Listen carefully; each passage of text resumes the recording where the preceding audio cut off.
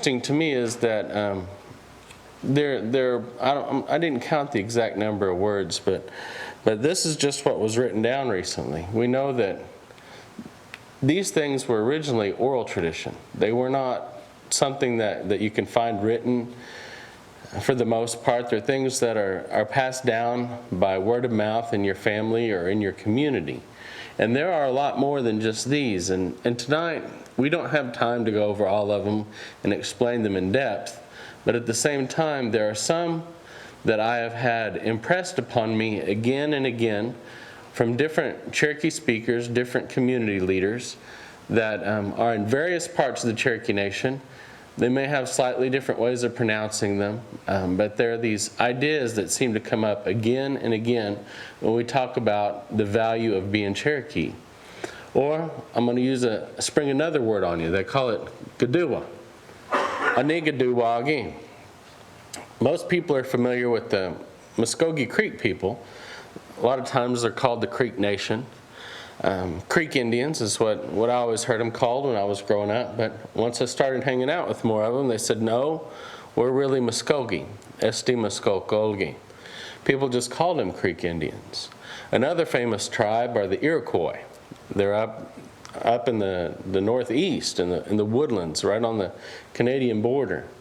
They're our cousins, our brothers and sisters up there. And I always heard them called the Iroquois, but when I was speaking to them, they said they prefer to be called the Six Nations, or more specifically, the Haudenosaunee, which is the people of the Longhouse. So it has a value to it, a meaning.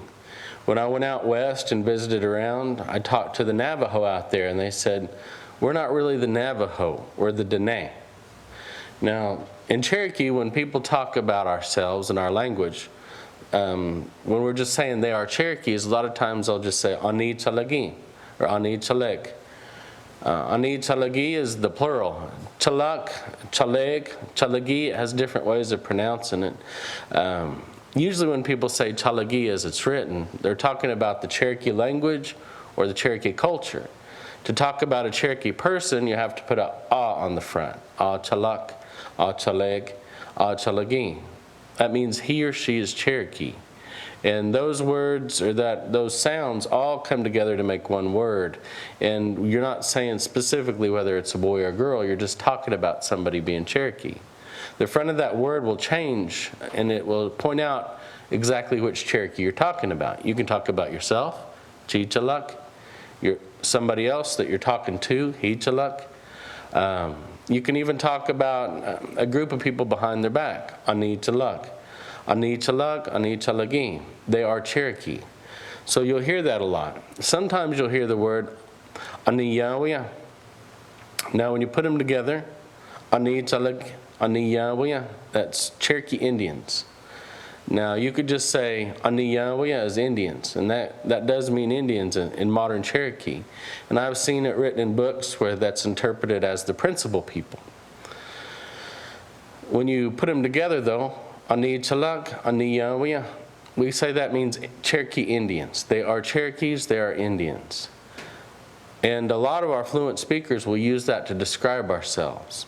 When you go to our ceremonial grounds and you talk to some of our more traditional people from the United Katoa Band, they all use this word, Oniga Doogie. Oniga Doogie. And it's argued by some of our elders that is really the original word for the Cherokee people. Oniga Lagi.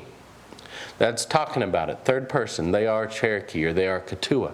Ani Gdua. Now the Ani up front, that's just telling you who you're talking about. The Gdua in the middle, that's describing a value to me. When I talk to different people about what that means, they say that word Gdua probably comes from this idea of Gdoo. When something's on top, they call it Gdoo, like a hill, Gdoo sing. Or you could describe somebody standing on top of a hill. Gdoo sa'i, Gdoo sa. It sounds an awful lot like that community outside of Tulsa where they have the big casino, the Hard Rock, Gdoo sa. Chances are that was probably named after that big hill next to that community over there. Gdoo means on top of or right above. So this word Oniga Doogie has this value of being on top or rising above. That gi on the end is sometimes used like er is in English. So Oniga Doogie, the people that rise above, the people that overcome, the people that are covered. It describes a value. It describes a way of living, a way of looking at the world. It describes almost a way that we were taught to believe and a way that we were taught to live. So if you listen to those old folks that say that that's our original name, it's also one of our first teachings. How to treat one another and how to go through this life.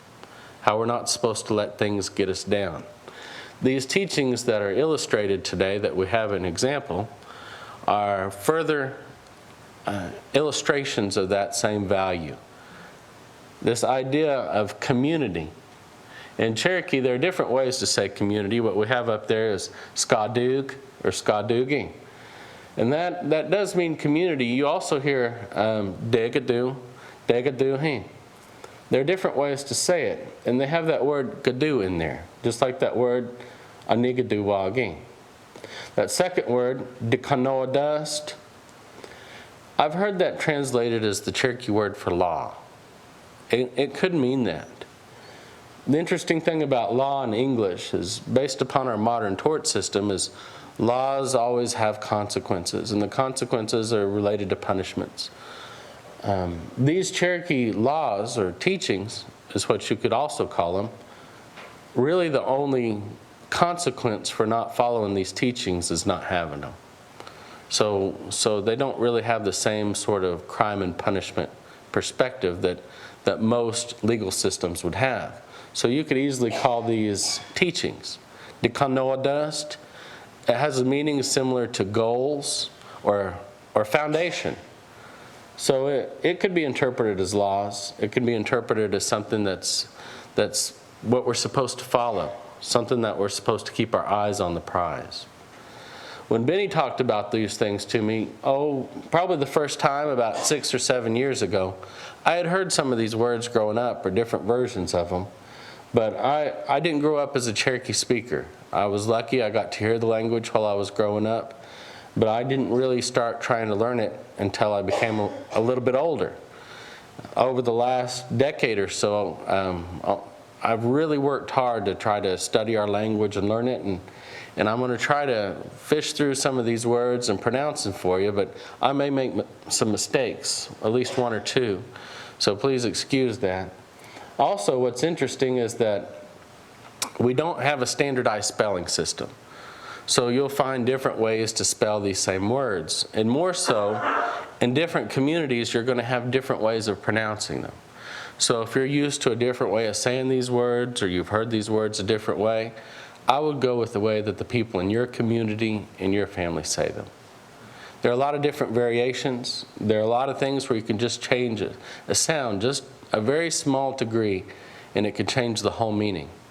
So it's kind of a difficult thing to do, but we got to start somewhere. And these things are worth talking about. They're valuable. That first one up at the top, I don't know if you have access to it, but I'm going to put my red dot on there.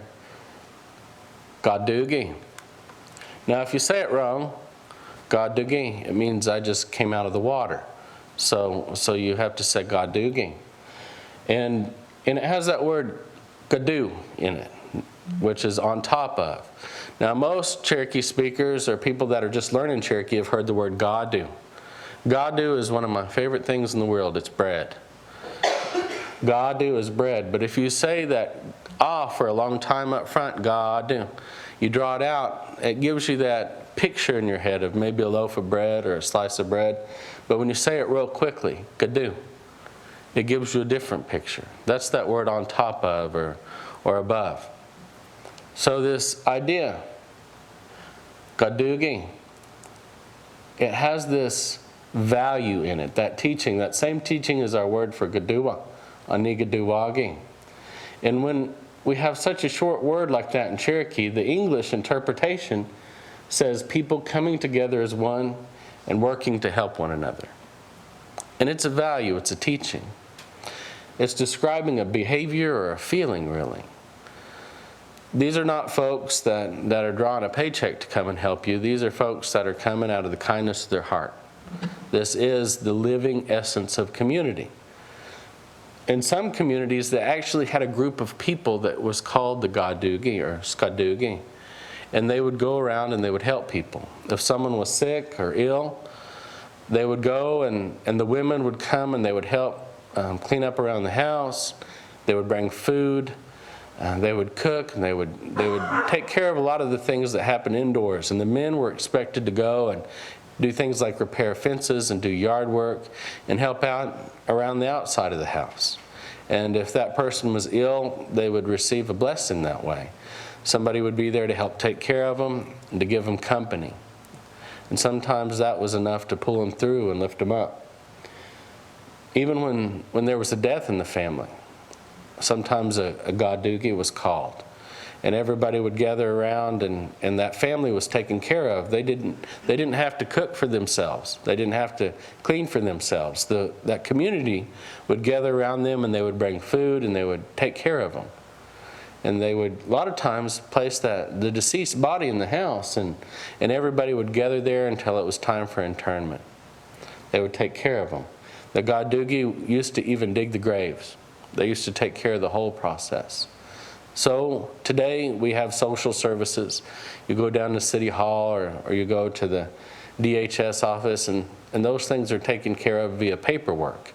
A long time ago, they were hands and hearts and one another pulling together to do that. And so that's really the foundation of that idea, that word. I'm going to go through some of these and slip through some of them pretty quick. You can read along if you like, but I'm going to go a few down to this one right here.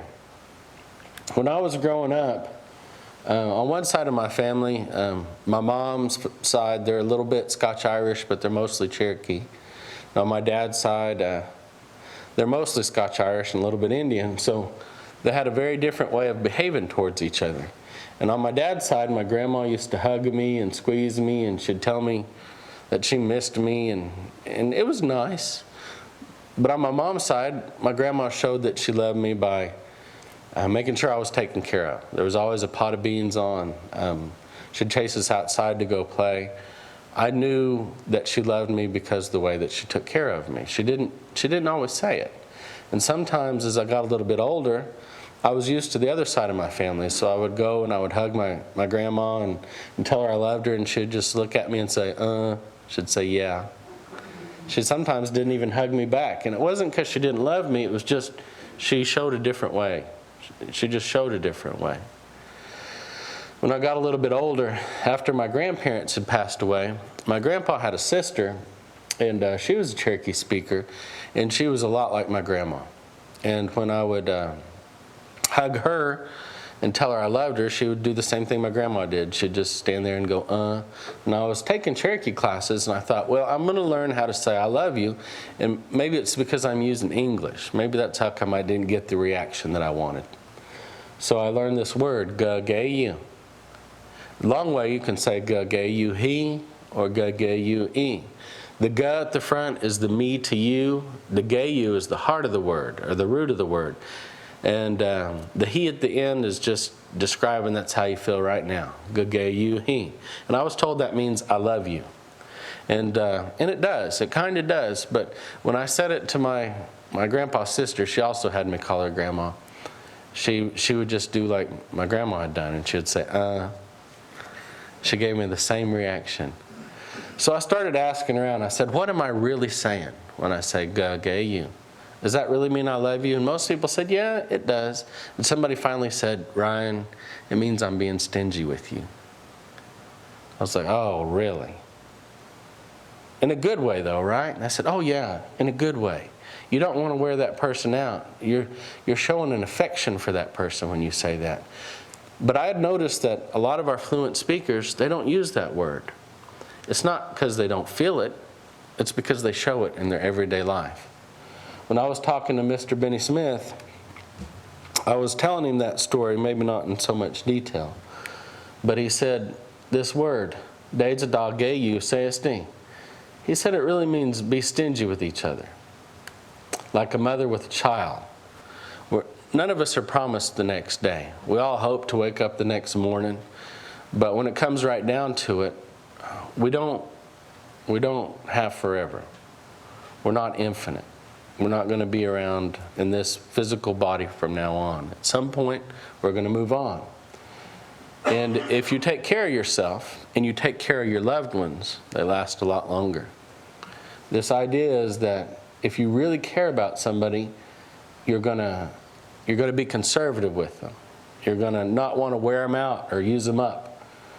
Like a mom with her child, a brand new baby, she's not going to pass that baby off just to anybody. She's going to be careful and stingy about who she hands that baby off to. I was talking to Benny, and he said, when he was growing up around the fire, they used to talk about these things, and they said in English, love each other, but they would use these 4 words, these 4 teachings. And he said that if you follow these 4 teachings and you live them like action words, you'll be demonstrating love. You don't have to say, I love you. You'll be showing it through your actions, through your behaviors. When I got to studying Cherokee a little bit, I learned to say, I like it. Aguila. About anything you can like. You can like a pencil. You can like pizza. You can like your dog. You can like a TV show. You just put Aguila after whatever it is that you say you like. So I'd say pizza Aguila. I could say, that's my favorite chair. This chair here, Aguila. And it means I like it. I really like it. Aguila. And when you spell it out or say it out the long way, it said Aguila. But people, when they pronounce it, they shorten it and they say Aguilakti instead of Aguila. But you don't use that for people. For people, you say Gila. You go ahead and say it the long way and you change the front from Agi to G. So when you're talking about a person that you really care about, your wife, your husband, your children, your grandparents, you put their name and you say and it means I really like them. And that can also be interpreted as the word for love. So I could say you to say I love you. I could also say and that ga means me to you. It's almost like the word for sacred. It almost sounds the same. To be held in such high regard that it becomes sacred. Sometimes they'll say It's one of those words that you find in the Bible. This next word on down the list, right after Deja is just like that word. It has that lug in there. The same as that word for I like, or when you're talking about a person, you really have a high regard for that person. And I've heard it shortened, Both of them, they have a very similar value, very similar meaning. This idea that you hold somebody in such high regard that you're not going to turn away from them. When I was real small, they used to divide churches up. And men would sit on one side and women would sit on the other. And they would sit, and everybody liked to sit with their grandma. And my grandma had gum. And so I used to sit with her and pester her for gum, and she'd say, you're about old enough, you need to go sit on the other side. You need to go sit back there where you're supposed to. And I said, I don't want to. And she said, why not? I said, I don't like them. And she said, you have to love them. And so that's what she was telling me. I mean, in her own way, that's what she was trying to teach me. Doesn't matter how rotten they may seem, if you really get to know somebody, you're going to find something valuable about that person. Let me zoom in on that. So I can make it bigger. No, that's okay. I'll go right here. Okay. All right. Made it a little bit bigger for us. But don't, Kevin. Okay. This next one right underneath there are 4 in a row. This Deja SKSD. Then the Deja SKSD. And then this one a little bit further down here. Where's it at? Did I just lose it? I did. There it is. Here's the Deja SKSD. Deja da lagwa destin. This one, Deja da tlia SKSD. I like that one a lot. Now, I think I'm saying it right. If I say Deja da tlia SKSD with kind of a bounce in the middle, Deja da tlia SKSD, that means struggle to hold on to each other. But if you say it kind of monotone, Deja da tlia SKSD, Deja da tlia SKSD, maybe that's how. And to me, that sounds like somebody's telling you guys to go out yonder and wrestle or fight around. This word Deja da tlia SKSD, it brings to mind people holding on to each other in a strong embrace, that you don't want to let go of each other. You struggle to hold on to each other. They say that if you really care about somebody, you're not going to let something come between you and that person. Now, this has to be mutual. Now, if it's just you that feels this way about somebody, it's kind of like stalking. I don't think that's legal. But if it's in a good relationship, if you both have that mutual feeling, you don't want to let anything come between you. No hard feelings, no other person. This is how you treat each other. This next word, a little bit. It's actually two words, right here at the bottom of the page. This first word, SKSD. The second one, Deja da yela SKSD. Now, to describe this word, SKSD, it's related to the word gaged. Now, gaged, I know some people with that as their name, and it means heavy. So if I were trying to lift this desk, I could describe it to you. I could say, this is gaged, this is heavy. It's a physical description. We have some adjectives in Cherokee that describe a physical idea, like gaged, and then we have other words that describe a quality, SKSD. It means heavy also, but it's heavy in value or heavy in importance. SKSD. And the longer you say that the heavier it seems to be to you. So you can add kind of oomph to it. So that's that idea, and it's another word for sacred. You can look at things in life. You can go outside and find almost any plant, any animal, and describe it as medicine, and find a sacred use for it. So everything seems to have this value of importance, but some things seem to be a little bit more important than others. Maybe all birds are sacred, but eagle feathers are arguably more sacred than pigeon feathers. So here's this idea, SKSD, it's heavy. The second word, Deja da yela SKSD. It has this word yela in the middle. All these words before start out the same. That Deja da prefix, that means y'all to each other. That SKSD at the end, that means from now on, from here on out. It's the middle part of these words, from Deja da geyu SKSD, Deja da lagwa destin, Deja da tlia SKSD. It's the middle part of those words that have the meaning change. And this Deja da yela SKSD, that yela in the middle sounds an awful like the word for body.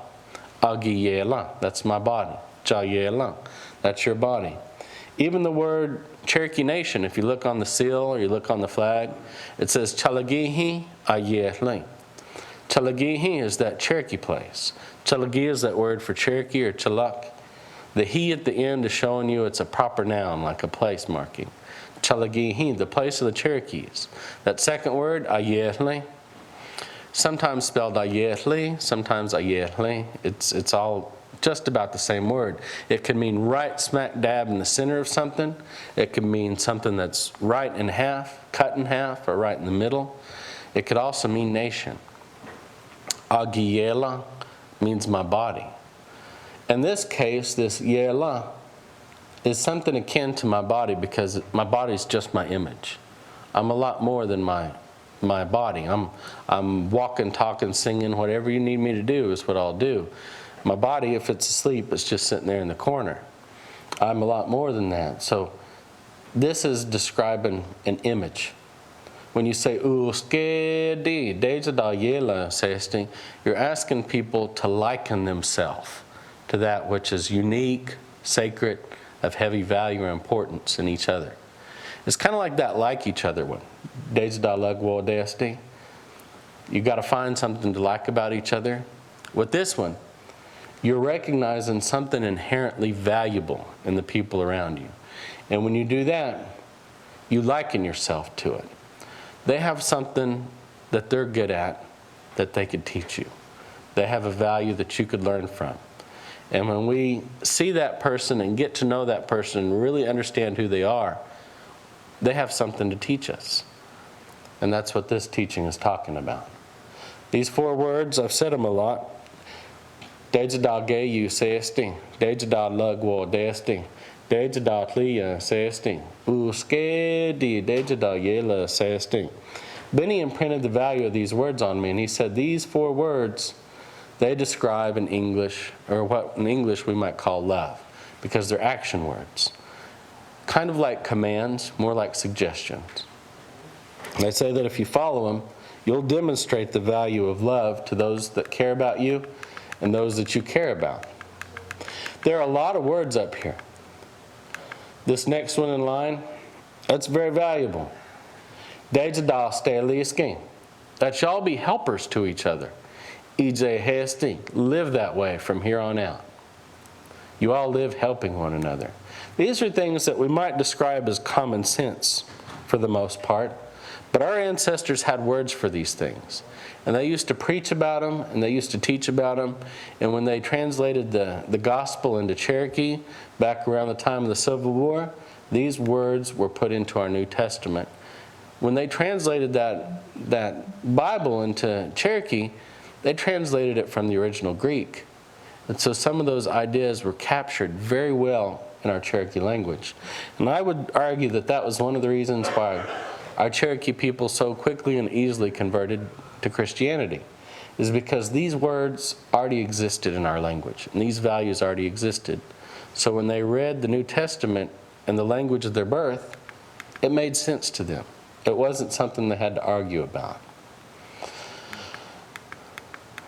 This next one is kind of long, you see. The Gayan yi son, Doogie, SKSD. It has that word Doogie in it. So this is really more than one word. This is putting that word into action.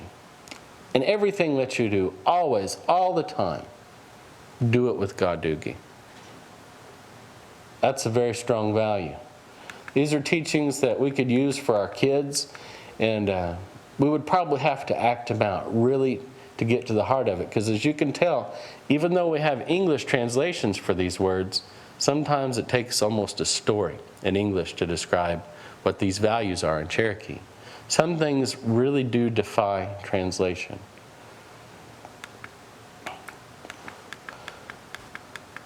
There are some of these teachings that are not even on this list.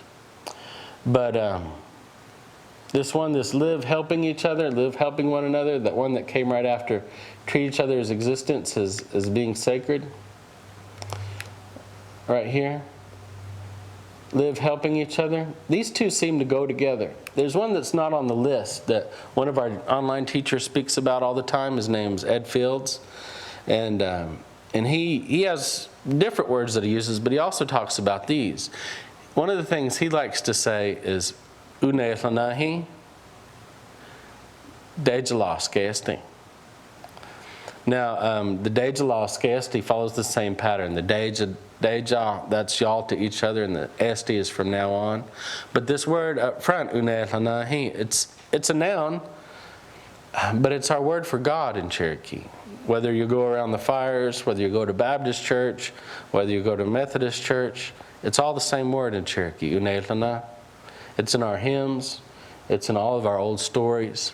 Unehlana. And sometimes when people talk about it in English, they'll say God or they'll say Creator. But probably what it really means is the one that gives all. The one that divides it up and gives it all out. The provider of all things. Unehlanahi.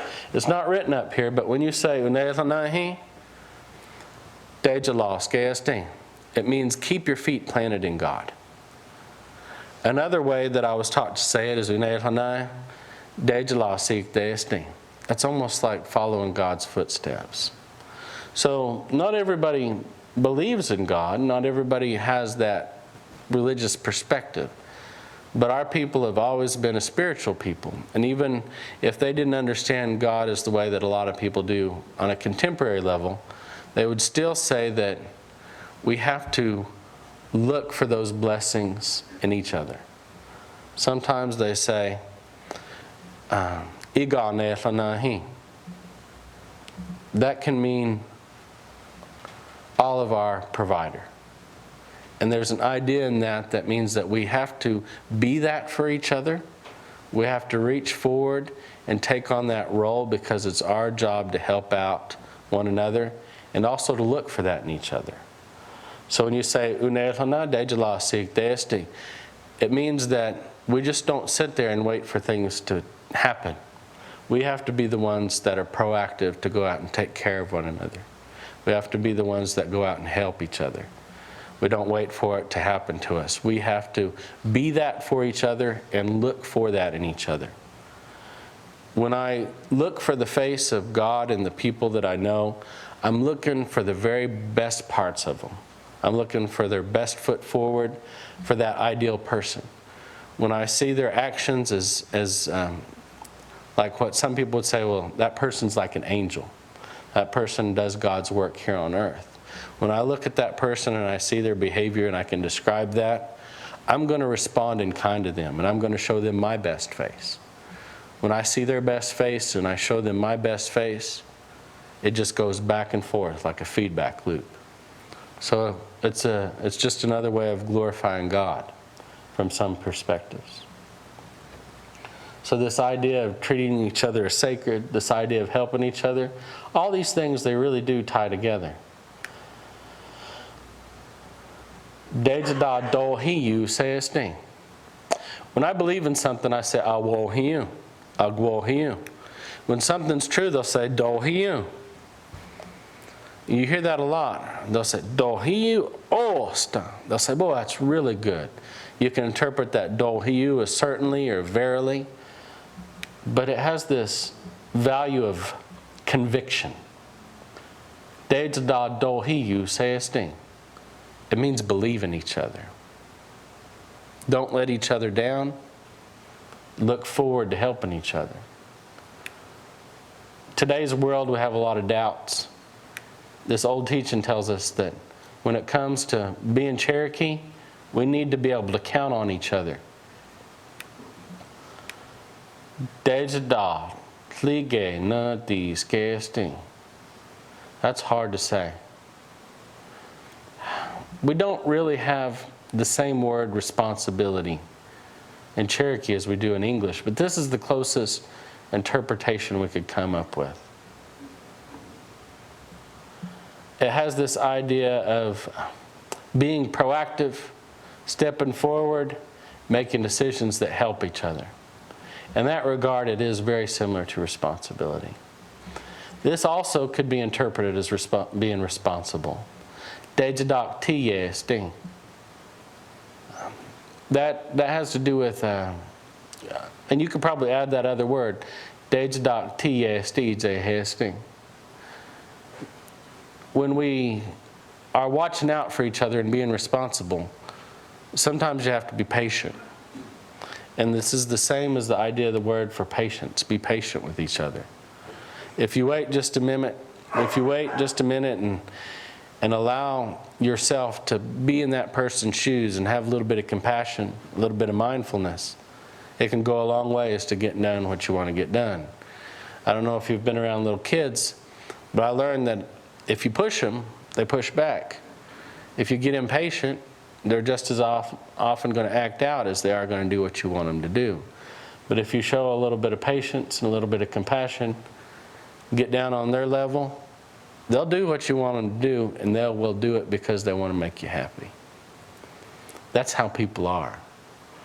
We're important to each other. People care about each other's opinions.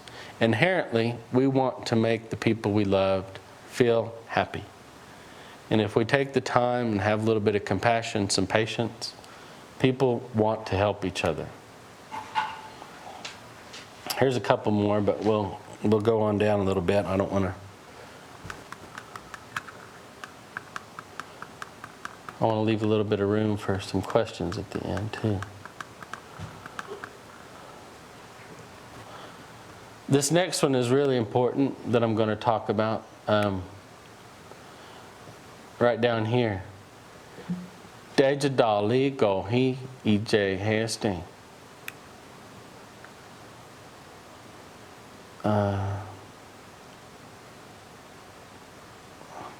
This idea of igaligo, igaligo, means we're united. Dijaligo he is you all be united, almost like the same team. There's a bit of a typo. It's supposed to be EJ Hasty, but in some communities they say EJ Hasty. And I think that the variances in the spelling, they kind of trip me up a little bit, but we don't have a Webster's dictionary for Cherokee.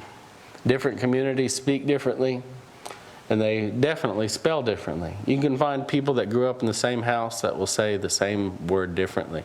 And they'll definitely spell it differently. People that grew up studying the Bible, learning in Bible school how to read and write Cherokee, they're going to have a little bit more of a standardized way of spelling than everybody else. But when most people read and write in Cherokee, they spell it how it sounds to them.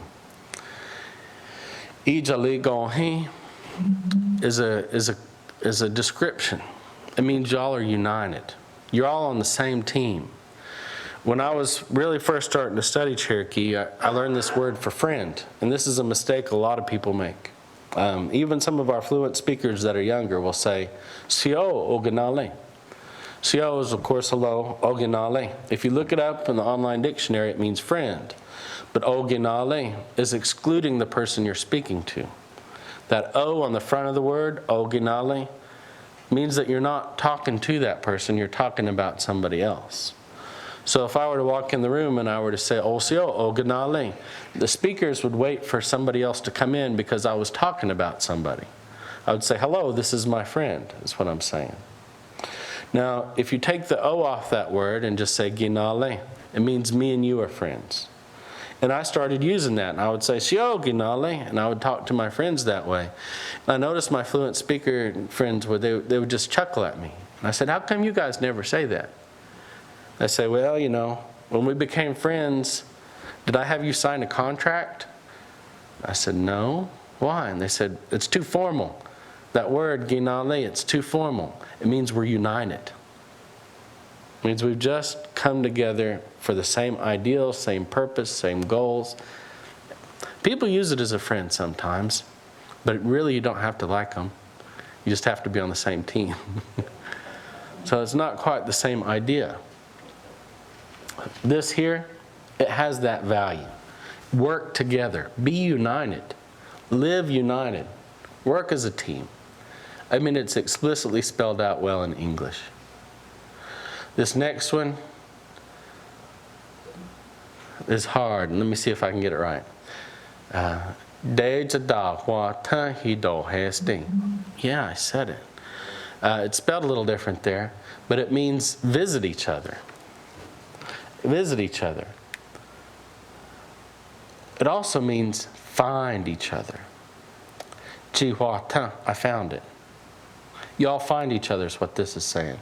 The word for finding and visiting is almost the same in Cherokee. It has this idea that when you're visiting one another, you go off and you look for them, and then you find them at their house and you visit. When I was young, people used to come and visit my grandparents. And they didn't just visit for 15, 20 minutes. They would spend the night. Sometimes they would stay for a couple days or a week. Visiting was a sport back in those days. People don't do it like they used to. It was a big part of who we were. We would visit. You wouldn't call ahead. You would just drop by and you would stay. And if the person you were visiting wasn't home, you would go to someone else's house. By today's standards, it might be uncomfortable, but back then, that's how we got to know each other. That's how we found each other. And more than that, that's how we found ourselves.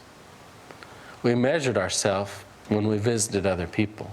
We learned about them, we learned about us. That's how our children learned. That's how we learned what it meant to be from that community or be from that family. You spend about 10 minutes with somebody, you're just going to get the surface. Spend 2 or 3 hours, you're going to get a lot of good surface stuff. You spend 2 or 3 days, you're going to get the real deal. You're really going to know each other. And people used to do that. And they would stop what they were doing. They would give of their time and their resources. They could be out planting the fields, and they would sit down, whatever they were doing, and they would go and visit. Now, if you're a good guest, you'll go and help them. But they're not going to say, hold on, I'll be with you in a minute. They used to go and spend time with each other. So that was something very valuable. Something that I hope that if we revive some of these things that are slipping away, that's one of the most important things for us to bring back.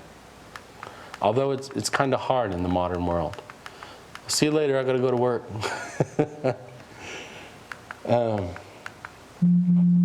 This encourage and instruct one another in a gentle, thoughtful way. Nu dan to you. Deja dan, no we the SKSD. It's dropped off at the end, so I wanted to point that out there. It should say SKSD. It means be nice to each other. Be nice to each other when you correct each other. I've noticed this. You'll always find older Cherokees that will get on to you, but for the most part, they won't.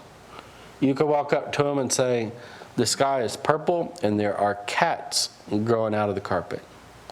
And they would just turn their head and shrug. They'd think, well, this person's crazy. There's not much I can say to them. They're going to let you believe what you want because they don't have a dog in that fight. They don't want to get in the middle of your business. There's a lot of autonomy. There's a lot of room for an individual to make mistakes, unless they're your cousin or a close relative. Because if they're your aunt or somebody like that, they're going to correct you. Close family, they have a tendency to correct you. But if you're not close family, they'll just let you go with it. If you're not causing a problem for them, they'll just let you go with it. There's this idea that each person has the right to make their mistakes. There was a researcher that came and studied Cherokees back in the 60s. He lived up around northern Cherry Tree. Warhaftic was his name. He's still alive, but he came and wrote several good papers about Cherokees, ethnography papers. And I believe he was staying with the Doublehead family, Tyner Doublehead's family out that way. And if I heard the story correctly, he said, Cherokee will let you run them into a ditch. They won't say anything. And so I started asking around, and some people actually got to visit with him and knew the story. And he was taking this older Cherokee woman to church. He wasn't very close to her. She was a friend of the family he was staying with. I guess either church or community meeting, but he was driving her in his car. And he noticed Cherokees didn't like to interrupt each other or argue with each other or correct each other. Not in general, especially with people they aren't close to. And he was riding in the car with her, and he saw this ditch not too far off. It didn't look like a bad ditch. He thought, I'll see what she does. So he takes the car and starts driving into the ditch. And they're rolling around, bouncing all over the place, and she didn't look at him. She didn't say anything. She just held on. And she just pretended like he was driving on the road. At some point, he got back up on the road, and they got to where they were going. And I guess it was time to get out of the car, and he leaned over and said, how'd you like my driving? She said, it was fine. He goes, what'd you think of that when I got in that ditch? And she said, it's your car. Now, I suppose if her life was in danger, or she felt like her life was in danger, she would have let him have it. Or she might have jumped out of the car. But as it was, she didn't see it as her business to tell him where he should be driving. Now, that's not how people are today. If you want to test them, out on the highways, just drive over the shoulder where it's got that, yeah, you'll see what they have to say then. They won't ignore that no more. There's this other one. Nawati, adadoli stolti, deja da dan, tadi SKSD. That's almost like be remembering each other. This is with prayer, nawati. This is kind of scary. Most people don't like that word. When they hear this word, nawati, they think of people sitting out on their porch wishing someone ill, smoking around. And you'll be shocked how many blonde-haired, blue eyes go to medicine people. A lot of Cherokees believe in that stuff. And they may say they don't, but they do. When the time comes, they will go. And so that's what people think of. They think of the worst of the worst. But a long time ago, that's not how it was. And that's not how it was given to us. They call it SKSD. That's what it's for, is to help yourself with.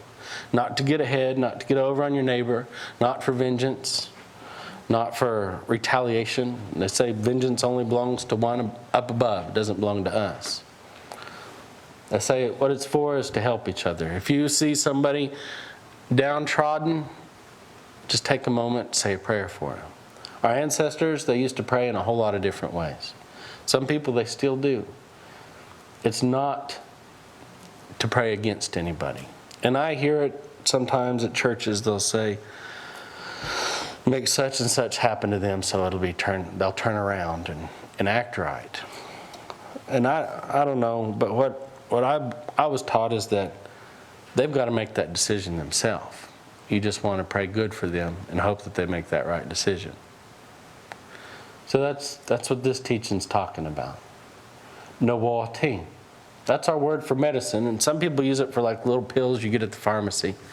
But it's an idea that's bigger than that. It could be called spirituality. It could be called a philosophy. It seems to be related to the word uwadu, beautiful.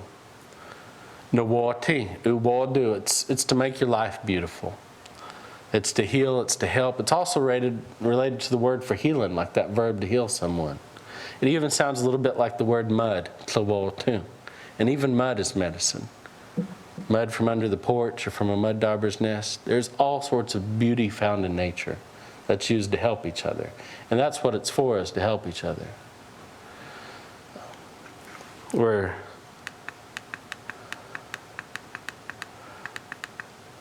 down second from the bottom. Oniga, Yahweh. Deja SKSD. Oh wait, that's kind of a misspelling too. Deja SKSD. Oniga, Yahweh. Deja SKSD. That means that all these people, whether they look different, sound different, or act different, all of them, all over the world, we're really the same. We have one color of blood. We're relatives. We are cousins. People act different, people do different. This teaching says that we can't treat each other as different. It's difficult because if you're living by these values and these teachings and other people aren't, they could get a leg up on you. They could take advantage of you. And they have. Our people have been taken advantage of for generations because they're accommodating and they're giving. Our teachings, that's what they tell us to be. This is difficult. I think you have to be careful. When somebody asks you for something, yeah, you're supposed to give it to them, but you're not supposed to hurt them doing it, and you're certainly not supposed to hurt yourself. If it's an inconvenience, yeah, you help them.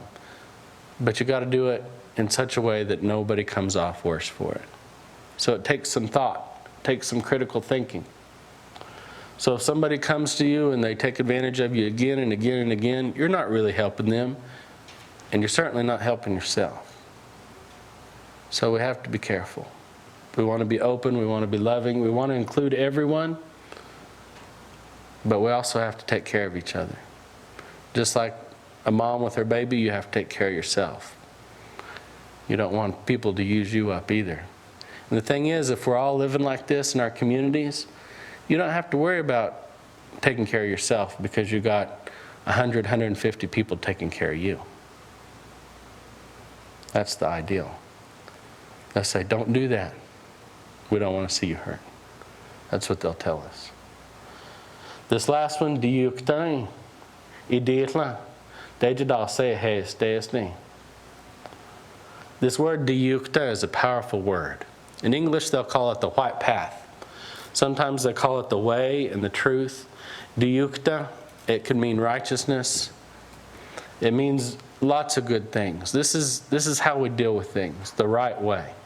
It comes from the word straight, Jiyukta. Our old boats went straight in the river, one way or the other, up and down the river. Jiyu is what they called them.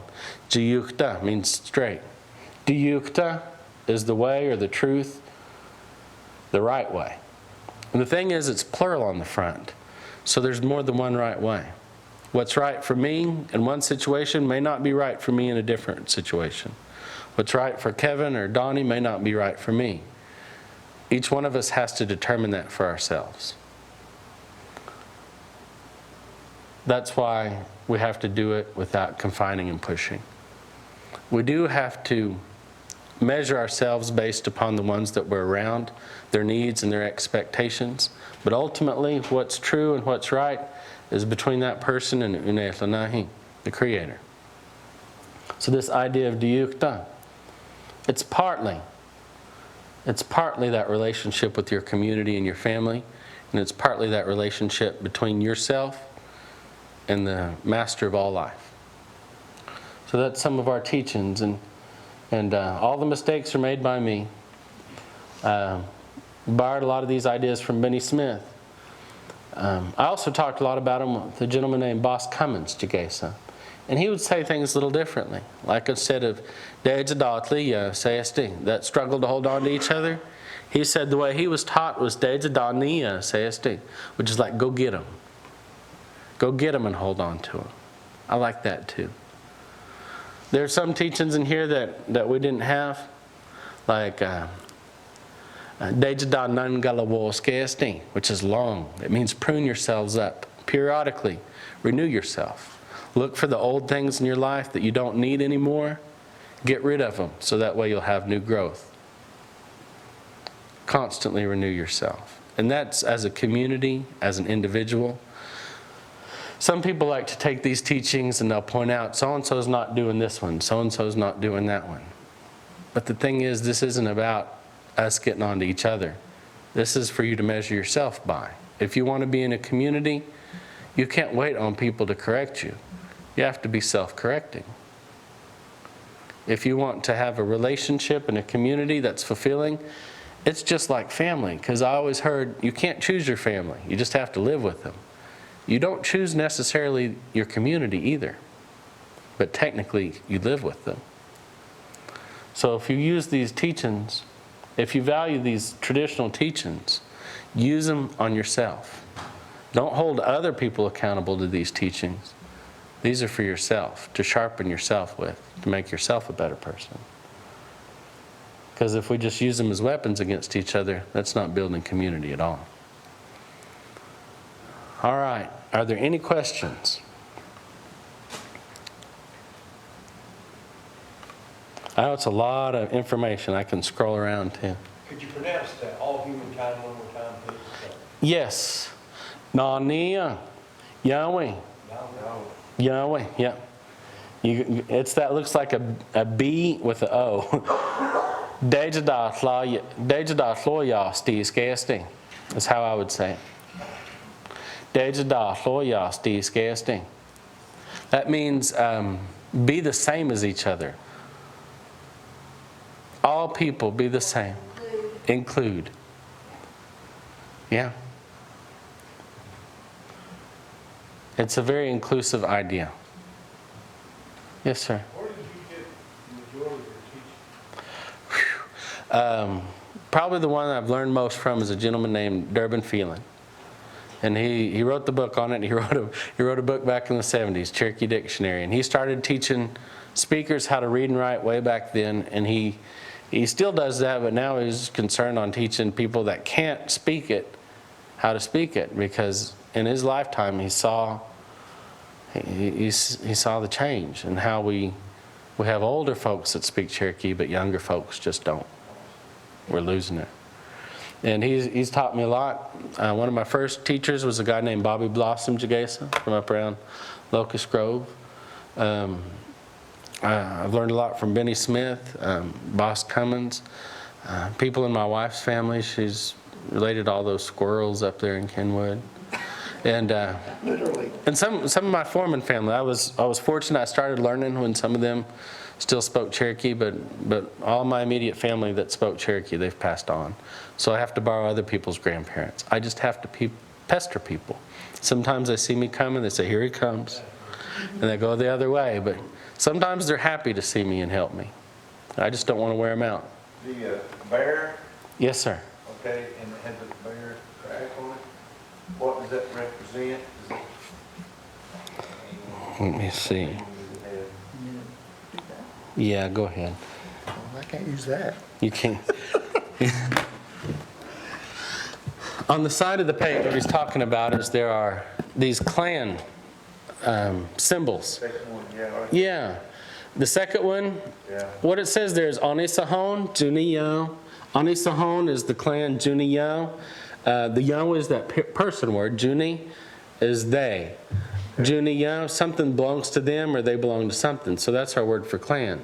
So it's a symbol for a clan. Yeah, it's a modern interpretation. I believe Dan Mink did it. And most of the time they call this the Blue Clan. But at one of our ceremonial grounds, the elders got together and decided it was probably Bear Clan. Because the way the bear walks, the way its back moves, the word for back in Cherokee is gasonhi. So the way that bear was walking, its gasonhi was swaying back and forth. Anisahoni sounded to them something about that back's movement.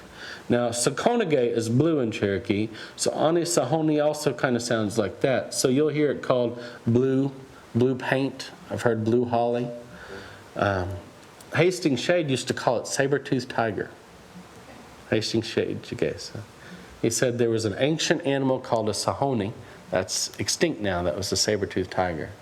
So everybody agrees on the Cherokee word, Anisahon. But when it comes to interpreting it into English, you can get into fist fights. And this is one of the worst ones. Oniwahia, wolf, that's clear. Onijis, that's real clear, that's bird. But some of them are very hard to interpret. You guys want me to scroll through them and say them real quick? Well, there's this top one here, Oniwahia, that's wolf. Everybody agrees. Wahia is wolf. Sometimes they call it Wahai. Just depends on what community, but they spell it the same. Oniwahia, Oniwahai, Juniya, Wolf Clan. Anisahon, blue paint, blue holly, bear, because of the back, Gasonhi, or saber-toothed tiger. This one is really difficult to interpret. Onigo Degeo, Ugota is a prairie, and in the south they call that a savanna. Dikewi is blind, so sometimes they call this blind savanna. Onigo Degewe, blind savanna or wild potato. There's one family that's from around Vienne, they told me it means light glistening on the water. Now that's my favorite, it's the most poetic, but I don't know for sure. They tried to figure out what animals were associated with it. Animals that lived out on the plains, maybe like a rabbit or a box turtle, terrapin. This one, Oniwad, that's red paint or paint clan. Oniwad, almost everybody agrees that's paint. But that one family, they were trying to figure out what animal was associated with this, because what animal is paint? They said maybe like a hawk, tawad. It sounds like the word for hawk, aniwad, tawad. And that word for hawk has to do with how it's groomed or combed. So you see those stripes in its feathers, like it's well combed. So they think maybe it's related to hawk clan. It makes sense to me. Onigalo, now some communities say it means Onikilo, strangers.